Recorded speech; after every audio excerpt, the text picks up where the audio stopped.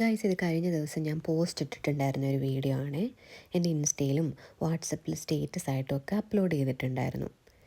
അപ്പോൾ ഫോട്ടോസും വീഡിയോസും ഒക്കെ കണ്ടിട്ട് എനിക്ക് ഒരുപാട് മെസ്സേജസ് വന്നിട്ടുണ്ടായി. ഇത് ലൊക്കേഷൻ എവിടെയാണ്, സൂപ്പർ പ്ലേസ് ആണെന്നൊക്കെ പറഞ്ഞിട്ട്.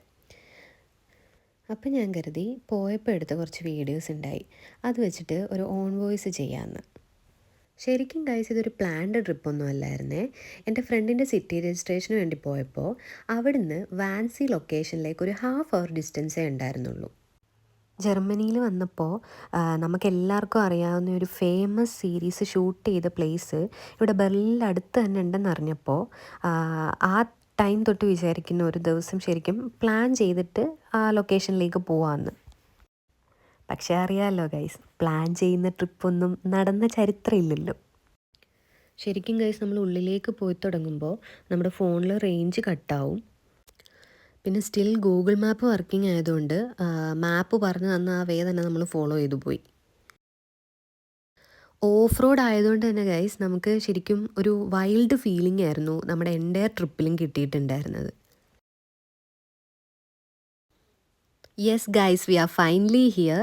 സീരീസ് കണ്ടിട്ടുള്ള എല്ലാവർക്കും അറിയായിരിക്കും, നമ്മുടെ ഡാർക്ക് സീരീസ് ഷൂട്ട് ചെയ്ത ലൊക്കേഷനാണ് ഗൈസ് ഇത്.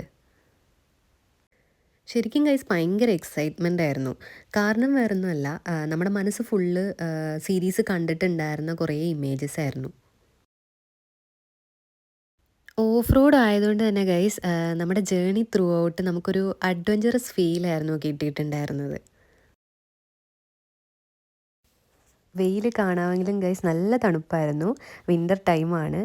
ശരിക്കും പറഞ്ഞാൽ ഫോട്ടോസും വീഡിയോസും ഒക്കെ എടുക്കേണ്ടത് കൊണ്ടാണ് ജാക്കറ്റ് ഒരു കയ്യിൽ പിടിച്ചിരിക്കുന്നത്.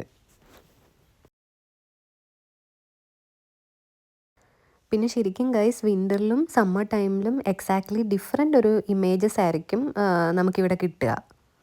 വിൻ്ററിൽ ഈ ഒരു ഇമേജും സമ്മർ ടൈം ആകുമ്പോഴേക്ക് ശരിക്കും ഒരു ഗ്രീൻ അറ്റ്മോസ്ഫിയർ ആയിരിക്കും നമുക്കിവിടെ കിട്ടുന്നത്.